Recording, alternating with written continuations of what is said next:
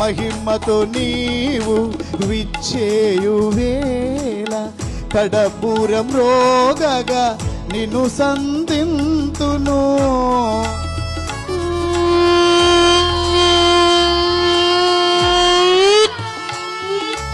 మహిమతో నీవు విచ్చేయు వేళ కడపూరం రోగగా నిన్ను సంధింతును.